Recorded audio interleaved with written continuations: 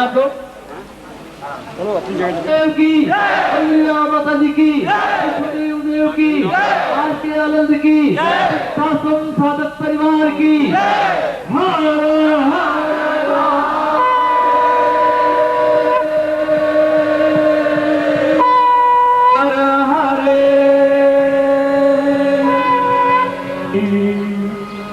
क्या करूँगा मैं मंदिर शिवालय, हो प्यारी सूरत बसी मेरे मन में। क्या करूँगा मैं मंदिर शिवालय, प्यारी सूरत बसी मेरे मन में। क्या करूँगा मैं मंदिर शिवालय, क्या करूँगा मैं मंदिर शिवालय, क्या करूँगा मैं मंदिर शिवालय। भाग हो जाऊँगा तेरे दर पे, भाग हो जाऊँगा तेरे दर पे, जान कर दूँगा तेरे हवाले। प्यारी सूरत बसी मेरे मन में। क्या करूँगा अब तो सद्गुरु तेरा आसरा है, कौन मुझको भंवर से निकाले। जिनको भी सद्गुरु का आसरा है सभी हाथ ऊंचे करके तालियां बजाएंगे। अब तो सद्गुरु तेरा आसरा है, कौन मुझको भंवर से निकाले। अब तो सद्गुरु तेरा आसरा है, कौन मुझको भंवर से निकाले। चाहे पार करो या डुबा दो, चाहे पार करो या डुबा दो, हो नैया कर दी है तेरे हवाले। चाहे पार करो या डुबा दो, नैया कर दी है तेरे हवाले। प्यारी सूरत बसी मेरे मन में। क्या करूँगा मैं मंदिर शिवालय, क्या करूँगा मैं मंदिर शिवालय, क्या करूँगा मैं मंदिर शिवालय। वो पाक हो जाऊँगा तेरे दर पे, पाक हो जाऊँगा तेरे दर पे, जान कर दूँगा तेरे हवाले। प्यारी सूरत बसी मेरे मन में। क्या करूँगा मैं मंदिर शिवालय।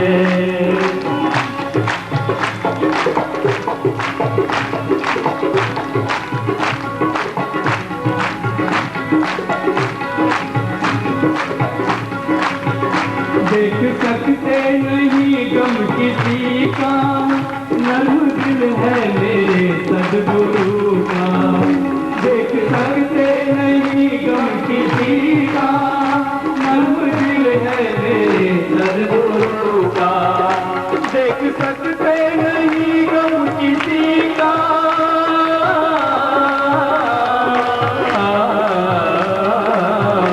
देख सकते नहीं गम किसी का, नर्म दिल है मेरे सद्गुरु का। एक बार जो आंसू बहाए, एक बार जो आंसू बहाए, वो गुरुवर बैठे हैं दामन संभाले। एक बार जो आंसू बहाए, गुरुवर बैठे हैं दामन संभाले।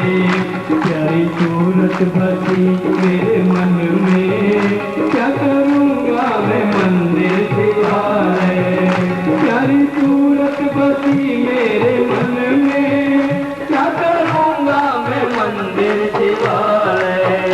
हक हो जाऊँगा तेरे दर पे, हक हो जाऊँगा तेरे दर पे, जान कर दूँगा तेरे हवाले। प्यारी सूरत बसी मेरे मन में। क्या करूँगा मैं मंदिर शिवालय।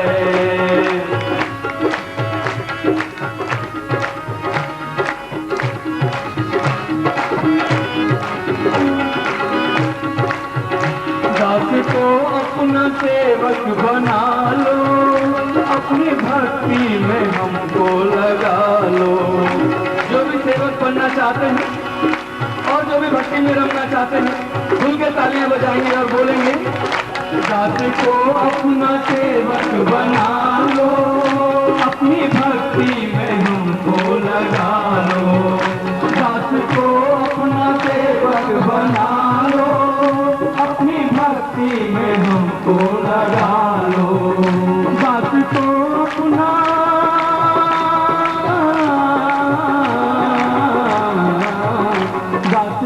अपना सेवक बना लो, अपनी भक्ति में हमको लगा लो। ऐसे सेवक बहुत कम मिलेंगे, ऐसे सेवक बहुत कम मिलेंगे, वो तेरे चरणों में मर जाने वाले। वो ऐसे सेवक बहुत कम मिलेंगे, तेरे चरणों में मर जाने वाले।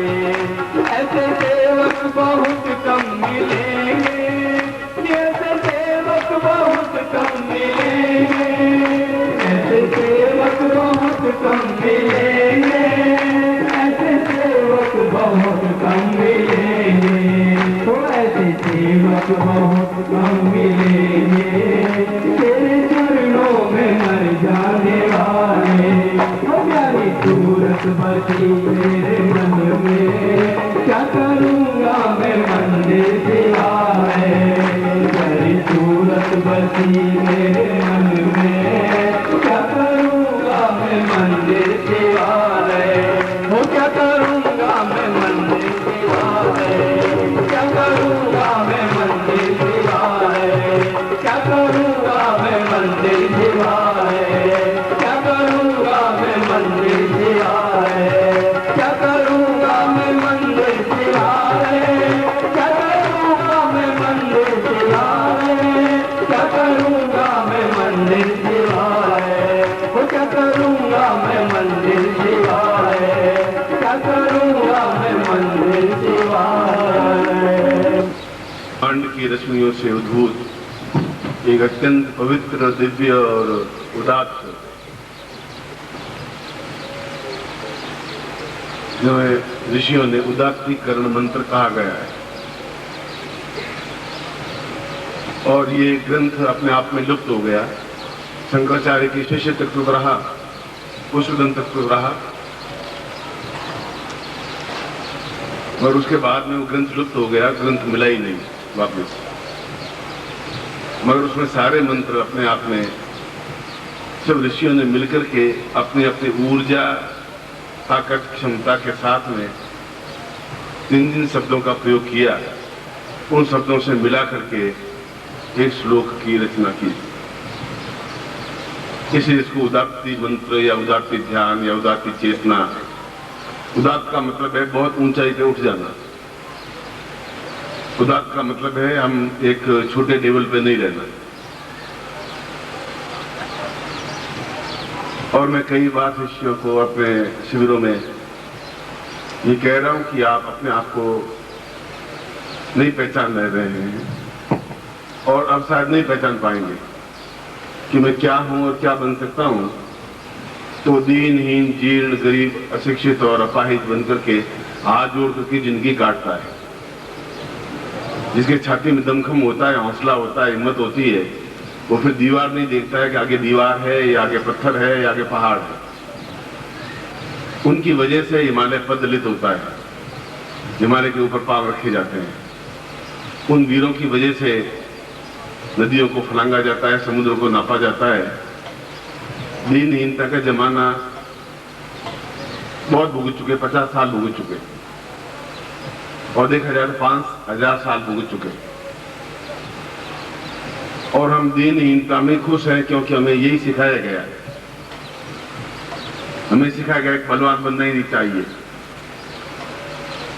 हमें सिखाया गया कि हम गरीबी अपने आप में बहुत बड़ा सुख है, क्षमा अपने आप में जीवन का आभूषण है। हमें बताया गया कि जैसे तैसे भी काम निकाल देना चाहिए, ये हमारे जीवन का उत्सर्ग है। और धीरे धीरे हम उस स्टेज पर आके खड़े हो गए जहां के आगे अंधेरा कुआं है। हो जाए तो भगवान की इच्छा, नहीं हो जाए तो भगवान की इच्छा। न भगवान आपको पहचानता है, न आपको भगवान ने पहचाना है। क्योंकि आपने भगवान को अपना परिचय देने की कोशिश ही नहीं की। कोशिश वीर और मर्द आदमी कर सकते हैं, कायर कुछ भी नहीं कर सकते। हमारा देश को कायर बना दिया गया है और देश किसी जगह को नहीं कहते। आप लोग मिलकर के जो चीज बनती है उसको देश कहते हैं। आप सब लोग भारतवर्ष से निकल जाए, देश खत्म हो जाएगा। देश को नई चीज, चिड़िया का नाम तो है नहीं, कहीं देश आके बैठ गए। आप इंडिविजुअल है, इकाई है, तो ये देश बनेगा। और इकाई टूट जाएगी तो देश अपने आप में टूट जाएगा। और युग ने अभी पिछले दिनों में 50 साल के बाद में एक अंगड़ाई ली, करवट ली, क्योंकि हम साधक हैं, मतलब नागरिक भी हैं, आर्यावर्ती हैं और भारतवर्ती हैं, और उन्होंने परमाणु विस्फोट किए। इस बात की चिंता नहीं कि आगे क्या होगा, और जो ये बात सोचता है आगे क्या होगा, वो आगे कदम बढ़ा ही नहीं सकता। गीता में कृष्ण ने कहा है कि अतो वा प्राप्ति स्वर्ग जित्तो वा मोक्षते महि। अर्जुन तो चिंता ही बेकार कर रहा है। गीता में केवल युद्ध को ही बताया है कि कृष्ण ने, और कुछ गीता में एक भी श्लोक मुझे बताइए शांति का कोई श्लोक हो तो, जहां अर्जुन कहा तुम शांत हो जा, आराम से रोटी खा, रिश्वत दे, और जैसे तेरी जिंदगी काट, और जो बीबी है उस बीबी से अपना पालन पोषण कर, बेकार कुछ फालतू मत कर। ऐसा एक भी लाइन हो, एक ही शब्द हो बोलिए। हर बार उसको उकसाया गया तुम युद्ध कर, तुम वीर बन, ये ऐसा कायदा से बैठ मत। और इसी श्लोक के अंतर्गत कहा है कि यथो माम प्राप्ति स्वर्ग, यदि तुम युद्ध करते करते मर जाएगा तो चिंता की बात है ही नहीं। इसलिए कि तुम वीर उचित युद्ध करते करते मरे, और आगे अप्सराएं मिलेंगी, स्वर्ग मिलेगा। और जितो वा मोक्ष से महिम, और जीत गए तो इस आर्यावर्त के राजा बन जाओगे। दोनों हाथों में तुम्हारा लड्डू है। जो मौत से डरता है वो कुछ कर नहीं सकता, वो जीत भी नहीं सकता, और तुम भी दोनों जगह खड़े हो और निर्णय नहीं ले पा रहे हो कि मुझे ऐसी घिसी पिटी जिंदगी। साल भर पहले भी आपने मुझे वही लाइन बोली थी कि जिंदगी मेरी ऐसी चल रही है।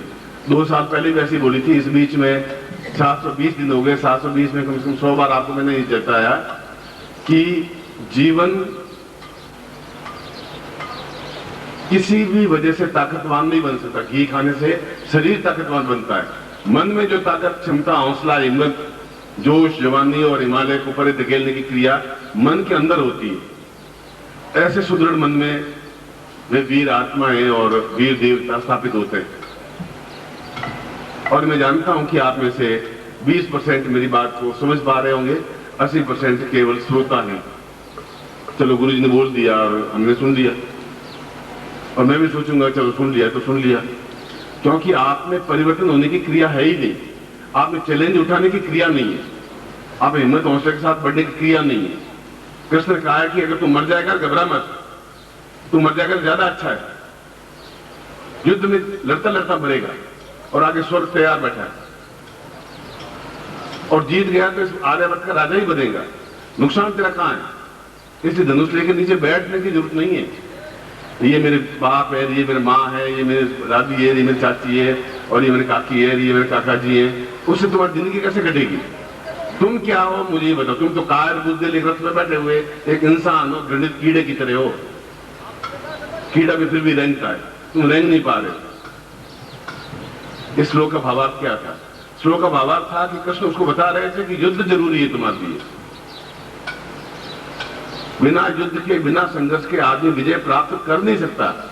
युद्ध चाहे तुम्हारे परिवार से हो, युद्ध चाहे समाज से हो, और युद्ध होगा ही। आप नहीं करेंगे तभी युद्ध होगा, और आप टेंस में मरेंगे। गीता ने 2 बार, दूसरी बार कही कि जीतेगा तो तुम्हें स्वर्ग मिल जाएगा, हारेगा तो जीतेगा स्वर्ग मिल जाएगा। मैं कहता तुम कायरता जीते रहोगे तो औरतें गालियां देती रहेंगी, बच्चे गालियां देते रहेंगे, तुम सुनते रहोगे, मर जाओगे, कफन ओढ़ करके शमशान में सो जाओ। दोनों हाथों में लड्डू है तुम्हारे, कोई तकलीफ नहीं है। कृष्ण ऐसा कहा, मैं आपको ऐसा कह रहा हूं, और आप इसी रास्ते पर चल रहे हैं। कायर बुज़दिल हौसला कर ही नहीं सकते, किसी की बात को गले में नहीं उतार सकते। आधे में धारण कर नहीं सकते, इतना हौसला उनमें है ही नहीं। वो हर बार मरता है, एवरी मिनट मरता है, फिर एवरी मिनट जिंदा होता है। किसी ने गाली दी, चुपचाप क्षमा वीर से भूषणम, चलो क्षमा बड़ा, अपन क्षमा बड़न को चाहिए। बड़ा कौन सा? 20 साल का बड़ा, 50 साल का बड़ा, कसी से तुम्हारा बड़ा है कौन सा? तुम्हारे घर में 85 साल का वो तुमसे फिर बड़ा हो गया, 90 साल का वो तुमसे और बड़ा हो गया। फिर बड़ा क्या? बड़ा का मतलब है तुम्हारे आत्मा में कौन बड़पन है, हिम्मत है, हौसला है।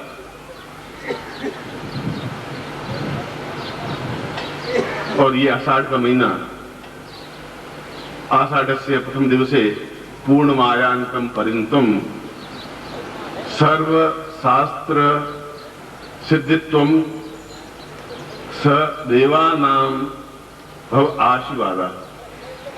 ये आषाढ़ के प्रथम दिन से लगा करके जहां शिष्य प्रारंभ होता है और पूर्णिमा को गुरु अपने आप में पूर्णता प्राप्त करता है, वह शिष्य अपने आप में गुरु बन जाता है। इसलिए शिष्य दिन से प्रारंभ करके, प्रतिपदा से प्रारंभ करके इतनी तीव्रता के साथ बढ़ता है कि वह 30 दिनों के बाद पूर्ण गुरु बन जाता है। इसलिए बनता है कि उसके पीछे फोर्स होती है, हवा की, ताकत की, देवताओं की, उस फोर्स के साथ चलता है। अगर वह तेज आंधी चले, आपके पीठ के पीछे आप तेज चले और आप पेड़ का तना पैर के बैठ जाए कि नहीं आंधी में तूफान गिर जाएंगे, मर जाएंगे, रेत बहुत उड़ेगी, अपन को यहाँ ठीक है, सेफ्टी है, घर बच्चे इंतजार करी होगी, बच्चे इंतजार करे होंगे, तो भी तुम्हारे हाथ में लड्डू है, क्योंकि जिंदा तो रहे, सांस तो ली, अभी बच्चों से मिल तो लिए। इससे बड़ा सौभाग्य तुम्हारा और हो ही क्या सकता है? मरोगे खाट में पड़े रियाते हुए, दवाएं लेते रहोगे, 25 दवाएं लोगे और भुगतोगे, भुगते भुगते मर जाओगे। होना तो वही है। फिर रात मन देखते, तुमको नहीं बात देख रहा तो परिवार में देख लो। उस जीवन को तुम क्यों आने दे रहे हो? उस जीवन में क्या सुख है तुम्हारा? बीमारी अगर प्राप्त करनी है 4 डॉक्टर के पास चले जाओ, अपने आप 4 बीमारी शरीर में चली जाएंगी। कोई आलोचना करता है, कोई गाली देता है, आप चुपचाप सुनते रहते हो कायरों की तरह या बुजदिलों की तरह, तो उसके अपेक्षा बीता के साथ तन करके खड़े हो जाएंगे। मर क्या जाएंगे? क्या हो जाएगा? नुकसान क्या हो जाएगा? और हो जाएगा तो भुगत लेंगे।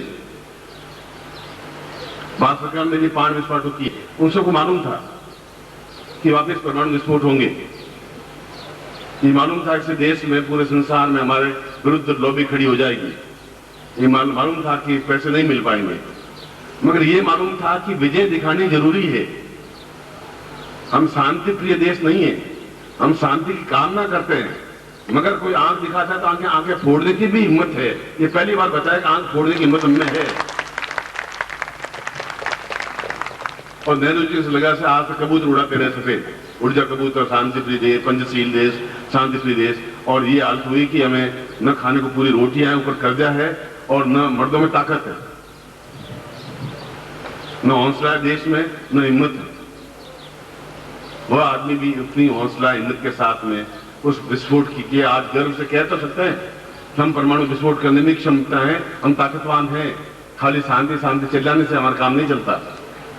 जो कुछ होगा देख जाएगा, एक एक पत्ता कट जाएगा, एक व्यक्ति कट जाएगा तो कट जाएगा।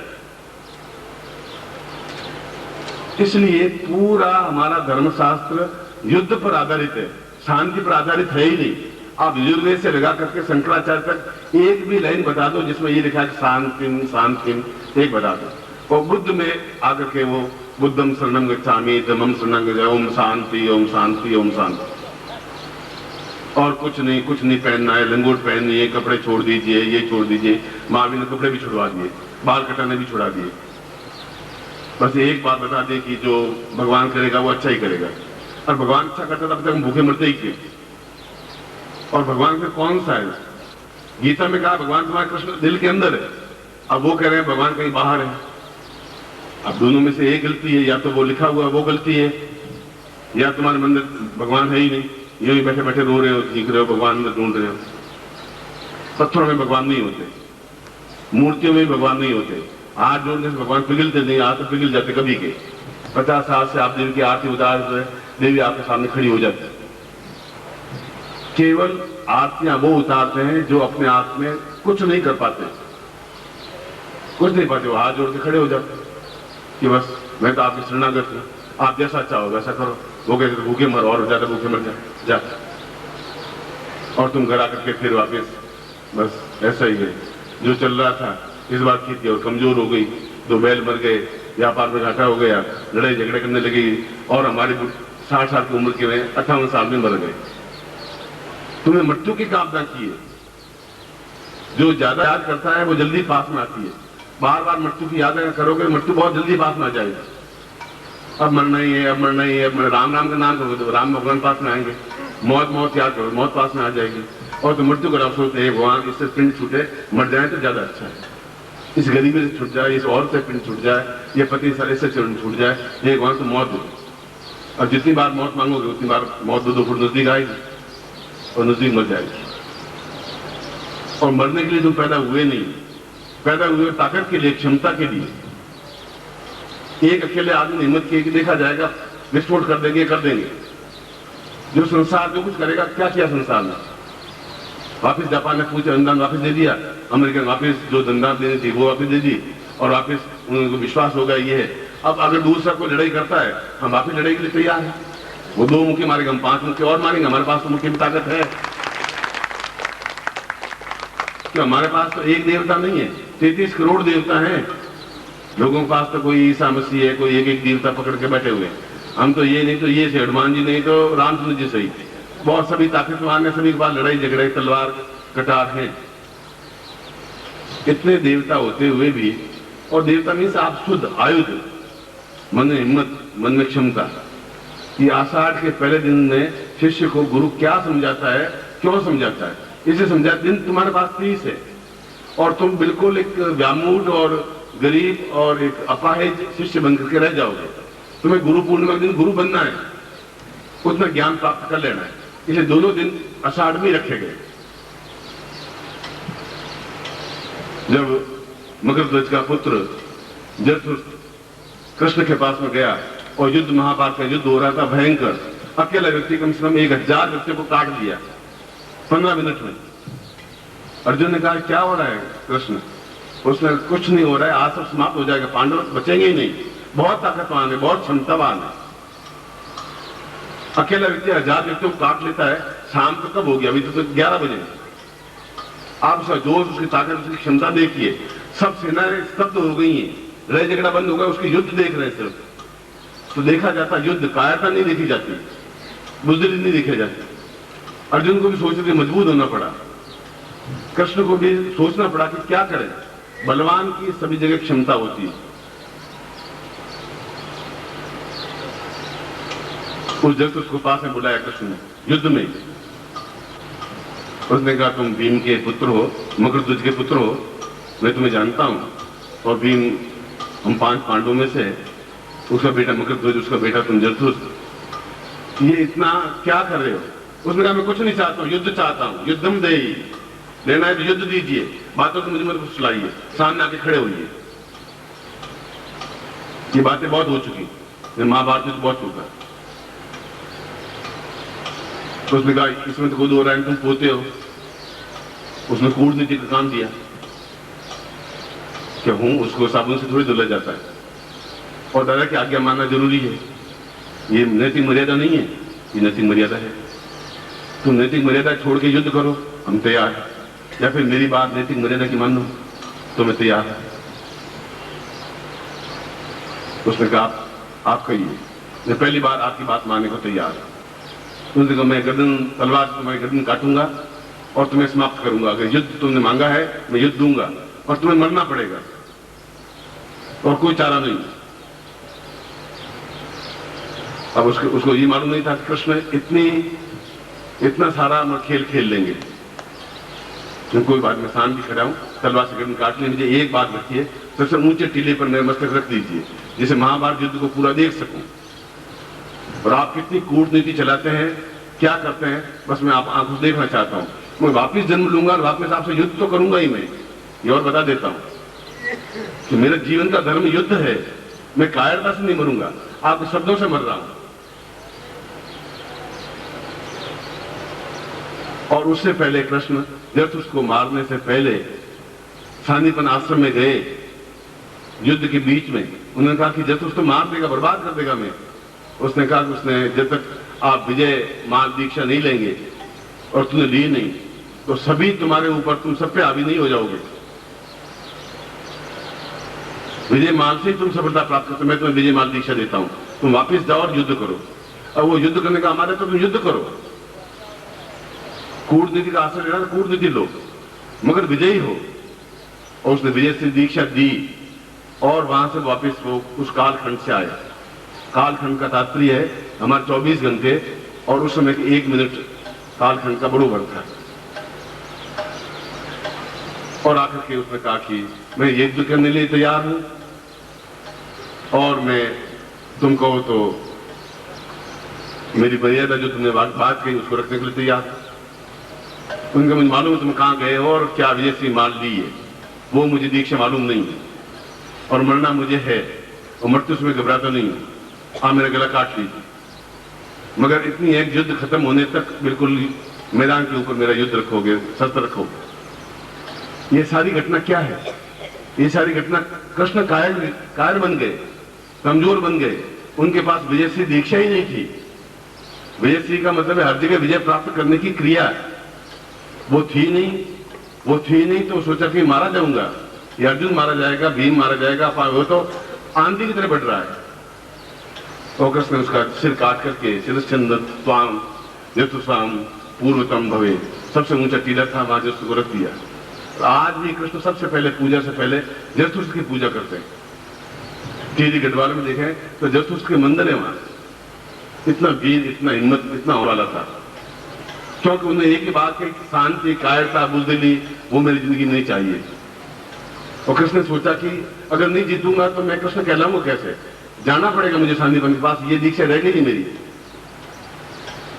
और विजय से दीक्षा मुझे लेनी है। जीवन के प्रत्येक क्षेत्र में सफलता प्राप्त करनी है, बुढ़ापे को दूर करने के लिए, जीवन को ठीक करने के लिए, परिवार को दूर करने के लिए, दरिद्रता को दूर करने के लिए, और ऐसी दीक्षा आषाढ़ में ही दी जा सकती है।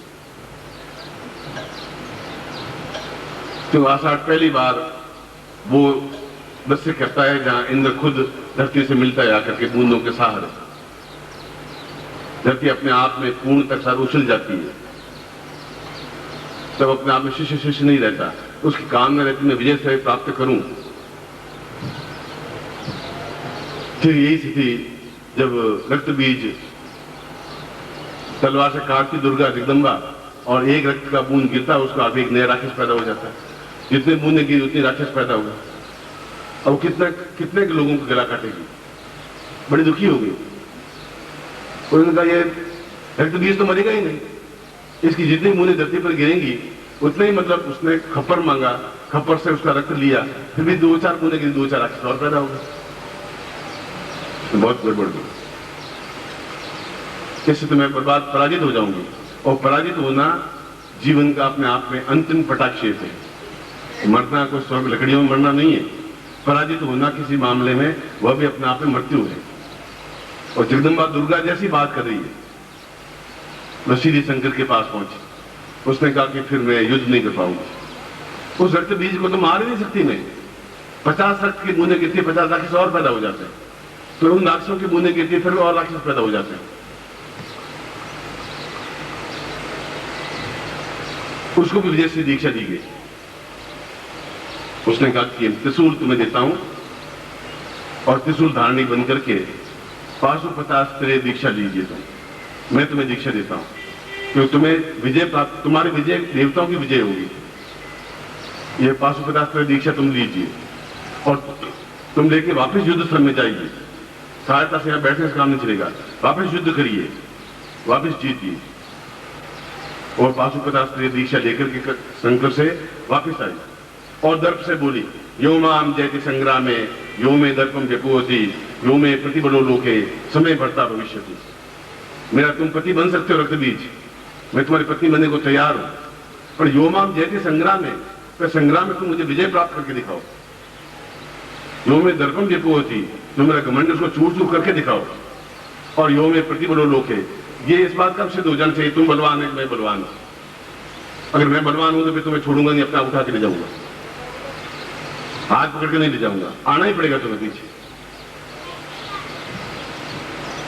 और उसने 550 में यह है कि जितने खून की बूंदें निकलती हैं 550 सोखता लेता है, जमीन पर गिरने ही नहीं देता।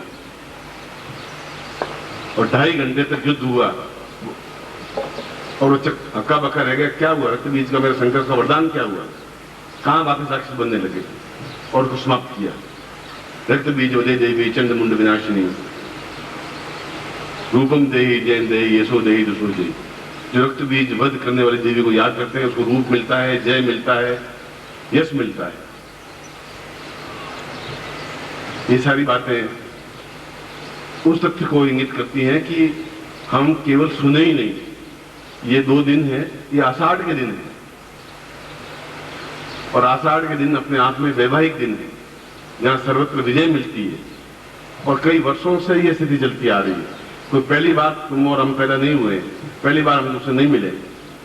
जो दिन का उपयोग नहीं कर सकता वो कुछ कर ही नहीं सकता। जो समय का उपयोग नहीं कर सकता वो नहीं कर सकता। जो बनिए गिनते रहते हैं जेब में हाथ डाल करके कि 10 का नोट, 20 का नोट, 1 का नोट सारा मिल गया और 1 का नोट नहीं मिला, 2 का नोट डाल के देख ले तो नहीं, वो अंदर का अंदर टूटता बिगड़ के गिन क्या रहे हो, कहीं कुछ अटका हुआ पड़ा है क्या? उनका नहीं 2 मिनट है, 20 घंटे बाद 20 मिनट बाद उसको 1 का नोट मिलता है फड़ा थोड़ा खिले। तुम खुद मुझसे ज्यादा भिखारी था। 20 मिनट रुपए को गिनते में लगे और तुम रुपए गिनते रहते कि अब दीक्षा लें करें क्या, बहुत मुश्किल हो जाएगी।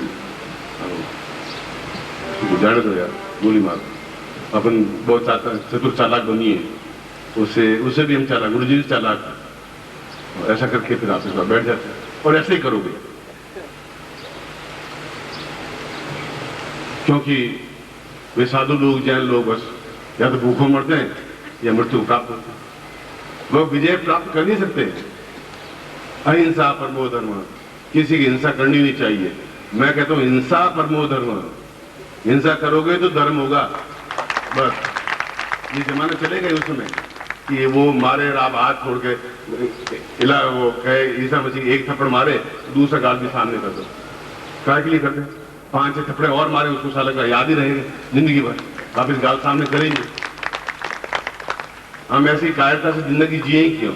बहुत जी चुके तुम जिंदगी।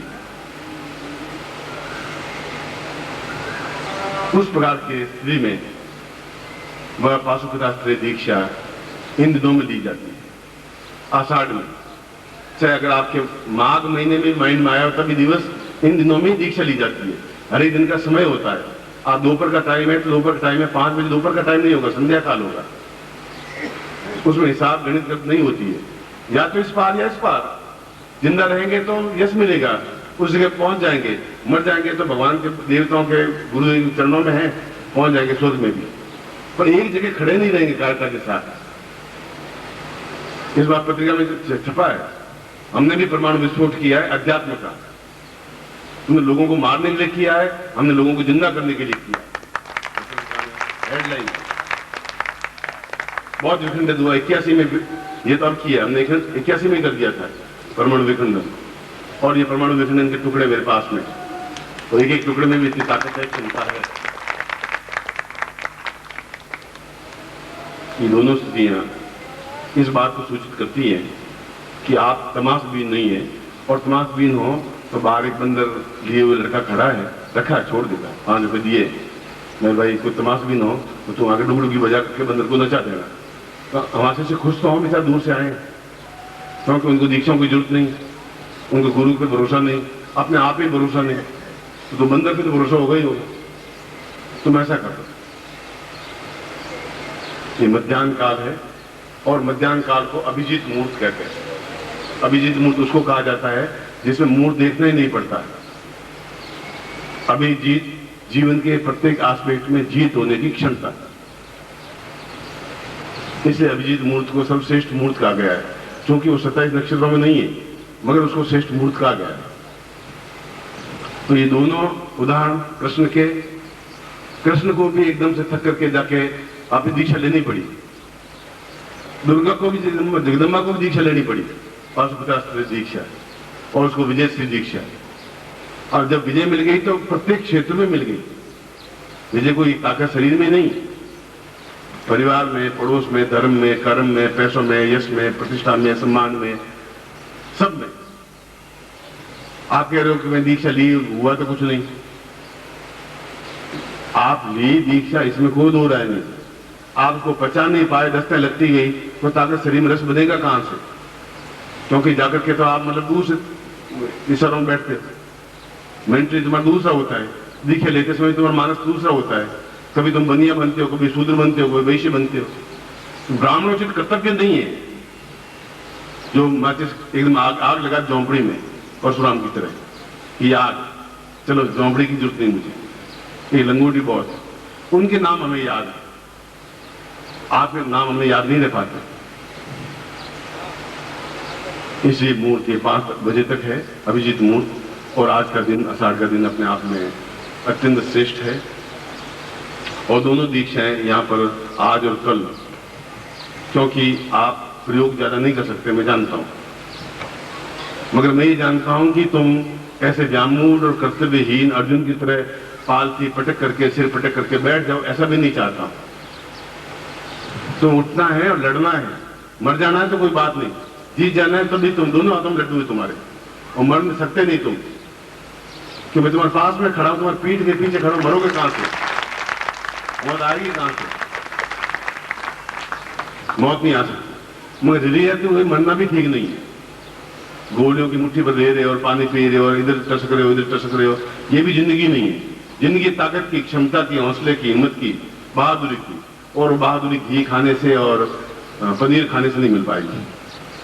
वो तो अंदर एक ज्वाला पैदा होगी, अंदर एक आग पैदा होगी, चैतन्यता पैदा होगी, वो सबको भस्म कर सकती है। इसलिए विष्णु का तीसरा नेत्र अपने हृदय में है, शिव का तीसरा नेत्र अगर मस्तिष्क पर है, विष्णु का तीसरा नेत्र हृदय में है, और उस तीसरे नेत्र से वो सब कुछ इस पूरे परिवार का पालन पोषण करता है, संसार का। वह नेत्र तुम्हारा जागृत हो, और जागृत होगा उन दीक्षाओं की वजह से, क्योंकि तुम नहीं कर सकते, वो तुम में वो संभव नहीं है। जब तुम्हें सही तरह से ज्ञान नहीं है, नहीं ज्ञान है तो दीक्षा के माध्यम से होगा, या साधना के माध्यम से, या 2 साल साधना ही करें, मगर करें हम गणित नहीं करें, हम सफलता पाए, इस श्रेष्ठ मूर्त का उपयोग करें, सही ढंग से करें, उसमें गणित नहीं करें। बनिया आप 2 दिन छोड़ दीजिए, बनियापन में 2 दिन दीनता भी देखिए छोड़ दीजिए, ये शूद्रपन भी दिखा छोड़ दीजिए, मैं दीन हूं, मैं गरीब हूं, मैं अपाहिज हूं, मैं निर्धन हूं, मेरे पास तो कुछ है ही नहीं। अगर तुम्हारे पास कुछ नहीं है तो मेरे जेब में 20,000 रुपए है, एक हाथ काट के मुझे दे दीजिए, लाइए मैं 20,000 रुपए दे देता हूँ, लाइए तुम्हारा दाहिना हाथ काट करके अभी मुझे दे दीजिए, 20,000 रुपये अभी दे देता हूँ, तुम दूसरा हाथ काट लीजिए, 20,000 रुपये और तुम्हें मिल जाएंगे, लाइए। तुम कह तुम्हारे पास कुछ नहीं है, मैंने 40,000 रुपये अभी 2 शब्दों में बता दिया, एक टांग काट के दे दीजिए, 15,000 रुपये तुम्हें देता हूँ। पूरा शरीर तुम्हारा कम से कम 50 लाख का है। आपको जिसको पैसे चाहिए, मेरी जेब में पैसे मैं अभी देने को तैयार हूं, आइए सीधा दाहिना हाथ कटवा दीजिए, 20 रुपये ले लीजिए, फिर और पैसे कम पड़े तो दाहिना हाथ कटवा दीजिए, 20 रुपये तुम्हें और, चलिए। अब तुम गरीब हो अमीर हो मुझे बताओ?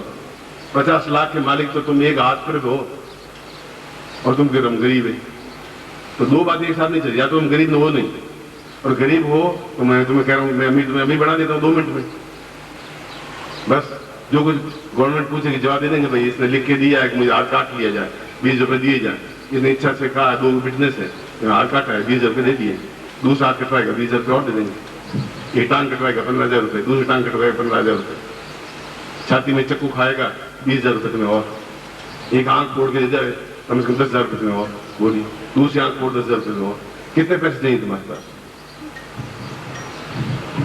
और तुम कह रहे हो गरीब हो, तो मैं कह रहा हूं तुम जहां बैठे हो वहीं पर कुबेर हो, तुम्हें उसका पता है ही नहीं, और तुम जेबों में हाथ डालते हो। जेबों में क्या है? जेब में तो सीधी एक जगह है, उसमें पैसे उसमें नहीं होते, पैसे होते हैं तीसरी आंख में, ताकत में, क्षमता में, हिम्मत में, हौसले में, जोश में। और ऐसी क्षमताएं कृष्ण भी की हैं, जब मुसीबत में आए तो उस युद्ध के बीच में छोड़ करके विजय से दीक्षा ली, जगदम्बा को लेनी पड़ी, उसको भी बीज को समाप्त करने के लिए तुम्हारे संसार जीवन में फिर रक्त बीज। इसलिए जब यहां से जाएं अपने आप में धनवान और ताकतवान बन के जाएं। युद्धम देहि, हर क्षेत्र में एक ही बात, क्या तुम्हारा अवसर करेगा, कौन क्या कर पाएगा? तो तुम्हारे पास तीसरी आंख है, 6th आई, कोई तुम्हारा बिगाड़ नहीं सकता, और बिगड़ नहीं सकता। और बिगड़ जाएगा तो क्या हो जाएगा? लाएंगे 10-15 हज़ार रुपए, इतना ही तो बात होगी, जान दीजिए और कमा लेंगे। गुरुजी 15,000 रुपये में डूब गए, आप कोई उपाय कर लीजिए, 15,000 रुपये कमा लीजिए। मैं तुम्हें कमा के देता हूँ, मैं वचन देता हूँ तुम्हारा, मेरे पास रास्ते हैं। अगर पैसे ही तुम्हारे बनियागिरी बहुत अच्छी है तो फिर ये सबसे अच्छा रास्ता है। और दीनता हीनता शुद्ध दिखाते हैं, मैं बहुत गरीब हूँ, अपाहिज हूँ, मर रहा हूँ, भूखे मर रहा हूँ और मेरे पास खाने की रोटियाँ नहीं है और 100 रुपये कर्जा दे दीजिए, रोके मैं 100 नहीं दे सकता, और तुम उसी से मरते हो। एक बार उधार मिलाई थी, फिर दूसरी बार वापस पैदा, फिर मरते हो। ऐसी जिंदगी जी क्यों रहे हो? उसमें मुझे शर्म आती, तुम मेरे शिष्य हो। इसलिए न तुम्हारे पास मौत आ सकती है, न हानि आ सकती है और न पराजय आ सकती है, आ ही नहीं सकती अगर इन आषाढ़ के दिनों का उपयोग करें। मैं अभी 2 दीक्षा आपको बता रहा हूँ, 2 दीक्षा के बाद 3 दीक्षा और शाम को बताऊंगा और कल का और प्रोग्राम तुम्हें समझाऊंगा। इसलिए पूरी क्षमता के साथ आप सहयोग करेंगे तो मैं आपके साथ में हूँ, आप सहयोग नहीं करेंगे मैं आपके साथ में नहीं हूँ। आपका मेरा संबंध आपको ऊंचा उठाने के लिए है, ये संबंध नहीं है कि मैं आपके साथ रोटियां खाऊं और खिलाऊं। मैं तुम्हें प्यार करूं तो मुझे प्यार करो, मैं आपके गले में बाहें डालूं और गप्पे मारूं, मैं ऐसा आपका मेरा संबंध नहीं है। आज मेरा संबंध है कि आप जिस जगह खड़े हैं वहां से बहुत उछाल मारकर ऊपर खड़े हो जाओ, ये संबंध है मेरा। और वो संबंध भी नहीं दे पाएंगे, तुम बेकार, मैं अपनी जगह, वैसा मतलब नहीं। जीवन को पूर्ण हिम्मत हौसले के साथ में उन दीक्षाओं को लीजिए जो उन देवताओं तक को लेनी पड़ी, युद्ध रोक करके, दोनों जगह युद्ध रुका। महाभारत के युद्ध को एक क्षण के लिए रोक करके जाके दीक्षा लेके आए, विजय से दीक्षा। जगदम्बा को युद्ध रोक करके जाना पड़ा रुद्र के पास कि मुझे विरूपाक्ष त्रिशूल दीजिए जिससे कि मैं रक्त बीज का वध कर सकूं। और आज भी जगदम्बा पूज्य है, आज भी कृष्ण पूज्य है, और आज भी आप पूज्य हैं। यदि आप में दर्द, यदि आप में बल, यदि आप में ताकत, यदि आप में क्षमता, यदि आप में हौसला, यदि आप में हिम्मत और यदि आप में पूर्णता की क्षमता हो, और पूर्णता क्षमता होती है, धोती कुर्ता उतार के फेंक देते हैं, लंगोट उतार के फेंक देते हैं, कुछ चाहिए ही नहीं। जो चाहिए वो ज्ञान चाहिए। ये सब छोटी चीजें मिल जाएंगी वापिस। ये कपड़ा फट जाएगा तो शाम को खरीद देंगे दूसरा, ज्ञान नहीं मिल पाएगा। आषाढ़ महीना वापिस नहीं आ पाएगा, गुरु सामने नहीं होंगे। इतनी उच्च कोटि दीक्षाएं जो कृष्ण और जगदम्बा लेती है वो नहीं मिल पाएंगी। अब तुम्हारे हाथ में खेल है कि आप ऐसे जैसे पैदा हुए वैसे ही रहना चाहते हो, बहुत अच्छा है। मुझे थोड़ी आंख तो नीचे करनी पड़ेगी कि मेरे लड़के अपने आप में कायर बुद्धिल पैदा हुए, उम्मीद नहीं थी मुझे ऐसी। और वीरता के साथ अपने आप में सिर को ऊंचा उठा करके कृष्ण और जगदम्बा की तरफ पूजे जाए तो एक मन में हौसला, हिम्मत होगा कि लड़के हैं, हिम्मत है और ये कर सकते हैं। आप ऐसा करें, मैं आपको आशीर्वाद देता हूँ। और पूर्ण क्षमता के साथ जो कहा है उनके एक एक शब्द को पीजिए, हृदय में उतारिए, उतार कर उसको कार्यान्वित कीजिए। खाली पीने से और सुनने से श्रोता आप मेरे नहीं है, आप साधक हैं। और साधक का मतलब गुरु ने कहा और उसने किया, उसके लिए एक घटना घटती नहीं है कि 1 बार कहें, 2 बार कहें, 4 बार कहें। मैं कहता ही नहीं, मुझे उसकी जरूरत है ही नहीं। तुम्हें बहलाने की, खुशलाने की, तुम्हारी चमचागिरी करने की मुझे क्षमता नहीं है। या तो आप युद्ध करके मरिए या फिर मतलब जिंदा रहिए, जिंदा रहिए, ताकत के साथ जिंदा रहिए। और मुझे समझ में आएगा कि आप युद्धम का दिवस है, लोग आलोचना करेंगे कि आप युद्धम देही का एक नया कोर्स दे दिया है। मैं कह रहा हूं जरूरत पड़ गई है शिष्यों के लिए कि अब युद्धम देही ही जरूरत है, अब शांति देही की जरूरत नहीं है। बस उसमें बीत गया।